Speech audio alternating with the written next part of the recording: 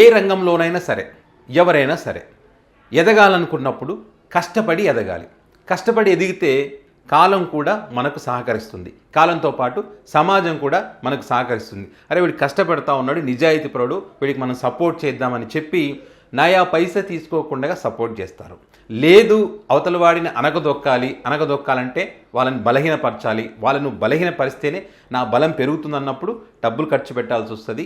ఆ రకంగా వచ్చినటువంటి గెలుపు, ఆ రకంగా వచ్చినటువంటి బలం ఎక్కువ రోజులు నిలబడేటువంటి అవకాశం ఉండదు. దాని ద్వారా అనేక ఇబ్బందులు పడాల్సి ఉన్న పరిస్థితి వస్తుంది. సో ఇప్పుడు బాలినేని శ్రీనివాసరెడ్డి విషయంలో అదే జరుగుతూ ఉంది. ఏదైతే బాలినేని శ్రీనివాసరెడ్డి వైఎస్ఆర్ కాంగ్రెస్ పార్టీని బలహీనపరిచి తను బలపడాలని ఏదైతే అనుకున్నాడో, ఇక్కడ ఒంగోలు మేయర్కి సంబంధించి మరి కొంతమంది టీడీపీ పార్టీలో చేరడం జరిగింది. ఆ మిగిలినటువంటి 20 మంది కార్పొరేటర్లను మరి ఈయన తన వైపు తిప్పుకునేటువంటి ప్రయత్నం చేస్తే అప్పటికి కొంతమంది అందులో రాను అని చెప్పిన వాళ్ళు చాలామంది ఉన్నారు. జనసేన పార్టీలో చేరేటప్పుడు బాలినేని శ్రీనివాసరెడ్డి భారీ జనంతో ఒక భారీ బహిరంగ సభ పెట్టబోతున్నాడు, మరి ఆయనతో పాటు చాలామంది కూడా పార్టీలో చేరుతారని ఒక ప్రచారం జరిగింది. మరి ఏం జరిగిందేమో తెలియదు, కానీ ఒక్కడే కండువా కప్పుకున్నటువంటి పరిస్థితి పవన్ కళ్యాణ్ గారి సమక్షంలో. పార్టీలో చేరిన తర్వాత ఆయనకు ప్రాధాన్యత లభించిందా? లేదు. మరి ఈ ప్రాధాన్యత లభించినప్పుడు మరి ఏం చేయాలి? తన బలం నిరూపించుకోవాలని చెప్పి ఇక్కడ ఉన్నటువంటి కార్పొరేటర్లను తీసుకుపోయి వైసీపీ పార్టీని బలహీనపరిచి తన బలం నిరూపించుకోవాలని అనుకున్నాడు. అక్కడ పోయి ఆ కార్పొరేటర్లను తీసుకుపోయిన తర్వాత తన బలం పెరిగిందా? లేదు. బలం పెరగకపోగా ఈ వెళ్ళినటువంటి కార్పొరేటర్ల వల్ల పెద్ద తలనొప్పులు మొదలైనాయి. ఎందుకంటే వాళ్ళ అభిమానంతో ఈయన వెంట రాలేదు, ఒక కుట్ర చేసి వచ్చారనేటువంటి అభిప్రాయం వాళ్ళలో ఉంది. అంటే ఇప్పుడు అవతల పార్టీని బలహీనపరచాలి, నా బలం నిరూపించుకోవాలని ఆయన అనుకున్నాడు. కాబట్టి మరి వీళ్ళు ఊరికే వస్తారా? రారు కదా. ఏదైనా ఒక సెటిల్మెంట్, ఏదైనా కమిట్మెంట్ ఉంటేనే వెళ్తారు కదా. ఆ కమిట్మెంట్నే వీళ్ళు ఇప్పుడు అడుగుతూ ఉన్నారు.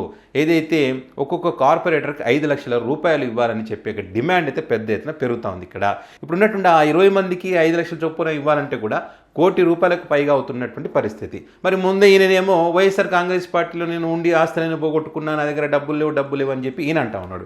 మరి ఇప్పుడు ఆ ₹1,00,00,000 పైగా డబ్బులు తీసుకొచ్చి ఎట్లా వీళ్ళకు ఇస్తాడు? ఇవ్వకపోతేనేమో వాళ్ళు ఉండేటువంటి పరిస్థితి లేదు, వాళ్ళు వెళ్ళిపోతేనేమో పార్టీలో తనకు ప్రాధాన్యత తగ్గుతుంది. ఇప్పటికే వాళ్ళు రాకముందే ప్రాధాన్యత లేదు, నా బలం నిరూపించుకుందామని తెచ్చుకున్నా అయినా కూడా ప్రాధాన్యత లేదు. వీళ్ళు ఈ రకంగా ఇబ్బంది పెడతా ఉన్నారు. ఏం చేయాలి? ఇప్పుడు డబ్బులు ఇచ్చినా దానివల్ల ఉపయోగం ఏం లేదు. ఇప్పుడు ఏమి ఎలక్షన్స్ ఏమైనా ఉన్నాయా? లేవు. సరే ఎలక్షన్స్ అన్న ఉన్నాయంటే కోటి కాబట్టి 2 కోట్లనే ఖర్చు పెడతారు, అప్పు సపోజ్ చేసి ఖర్చు పెడతారు. అది లేదు కదా. సో వీళ్ళు ఎక్కడి నుంచి అయితే వచ్చామో అక్కడికే తిరిగి వెళ్తామనేటువంటి మాట వీళ్ళ వైపు నుంచి వస్తున్నటువంటి పరిస్థితి ఉందని చెప్పి ఇట్లా రెండు వైపులా కూడా మరి బాలినేని శ్రీనివాసరెడ్డికి తలనొప్పులు ఎక్కువగా అయిపోయినటువంటి పరిస్థితి ఉంది. ఒక పక్క టీడీపీ పార్టీ నాయకులు కూడా నువ్వు ఏ పార్టీలో ఉన్నా ఎక్కడ ఉన్నా మా కూటమిలో చేరినా కూడా మమ్మల్ని ఏ రకంగా ఇబ్బంది పెట్టావో దాన్ని ఖచ్చితంగా ఆ ప్రతీకారం అయితే తీరుతామని చెప్పి వీళ్ళైతే పెద్ద ఎత్తున ఛాలెంజ్లు వేస్తూ ఉన్నారు. సో వాళ్ళది కంటిన్యూ అవుతూ ఉంది. సో ఎందుకంటే జనసేన టీడీపీ ఫస్ట్ నుంచి ఉండేటువంటి వాళ్ళకే లేదు, ఇక్కడ గొడవలు పడుతూ ఉన్నారు. పిఠాపురంలో ఏ రకంగా జరుగుతుందో చూసాం. ఒక పిఠాపురం ఏంటి, చాలా నియోజకవర్గాల్లో ఇప్పుడు జనసేన పార్టీ ఎమ్మెల్యే మీద టీడీపీ పార్టీ నాయకులు దాడి చేస్తారు. ఇవన్నీ చూస్తూ ఉన్నాం. సో ఇట్లాంటి క్రమంలో వైసీపీ పార్టీ నుంచి జనసేన పార్టీలో చేరినప్పుడు ఇంకా ఎలాంటి పరిస్థితులు ఉంటాయనేది ఒకసారి ఆలోచన చేసుకోవాలి. సో ఆ రకంగా మరి బాలినేని శ్రీనివాసరెడ్డి మొదటి నుంచి కూడా పార్టీలో చేరినప్పటి నుంచి కూడా మరి ఇదే రకమైనటువంటి ఇబ్బందులు అయితే పడతా ఉన్నారని చెప్పి స్థానికులు చెప్తున్నటువంటి పరిస్థితి. వైసీపీ పార్టీలో ఉన్నప్పుడు ఒక వెలిగినటువంటి బాలినేని శ్రీనివాసరెడ్డి రాష్ట్రంలో ఎక్కడికి పోయినా కూడా ప్రతి ఒక్కరు కూడా ఆయనకు విలువనిచ్చినటువంటి పరిస్థితి. మరి జగన్మోహన్ రెడ్డి గారు కూడా ఆయన ఏదడితే అది గొంతమ్మ కోరికలు అంటారు కదా, అట్లాంటి కోరికలు కోరినా కూడా కాదనకుండా చేసి పెట్టినటువంటి పరిస్థితి. మరి పార్టీ మారిన తర్వాత జగన్ గారి మీద అనేక ఆరోపణలు చేసి ఆస్తులు పోగొట్టుకున్నానని చెప్పి మీరు కూడా పార్టీలో ఉండకని చెప్పి ఆ పార్టీలో ఉన్నటువంటి వాళ్ళను కూడా చెడగొట్టేటువంటి ప్రయత్నం చేసినటువంటి క్రమంలో మరి ఇప్పుడు ఈయననే చెడిపోయేటువంటి పరిస్థితి వచ్చిందని చెప్పి మరి ఇప్పుడైతే చర్చ అయితే జరుగుతూ ఉంది.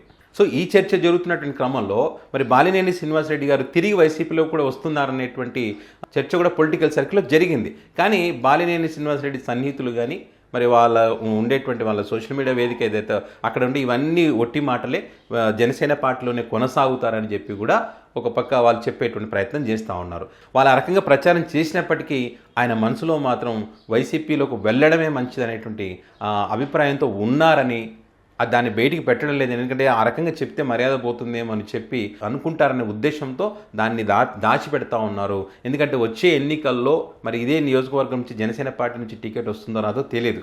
వీళ్ళు ఇంకొక 15 సంవత్సరాలు కలిసి ఉంటాం అనేటువంటి క్రమంలో మరి టికెట్ ఏ రకంగా వస్తుంది, రాదేమో అనేటువంటి భయం ఆయనలో ఉంది. కాబట్టి మరి ఎప్పుడైనా ఏ క్షణాన్నైనా సరే తిరిగి రావచ్చు అనేటువంటి అభిప్రాయాలు అయితే వ్యక్తమవుతూ ఉన్నాయి. మరి చూద్దాం రానున్న రోజుల్లో మరి జనసేనలోనూ కొనసాగుతారా లేదా తిరిగి వైసీపీలోకి వస్తారా, వైసీపీలోకి వస్తే మరి వీళ్ళు తీసుకుంటారా లేదా అన్నది కాలమే సమాధానం చెప్తుంది. సో ఈ అంశానికి సంబంధించి మరి ఈ జరుగుతున్నటువంటి చర్చ ఏదైతే ఉందో ఇది ఎంతవరకు నిజం, దీనిపైన మీకున్నటువంటి సమాచారాన్ని కామెంట్ రూపంలో పెట్టగలరు.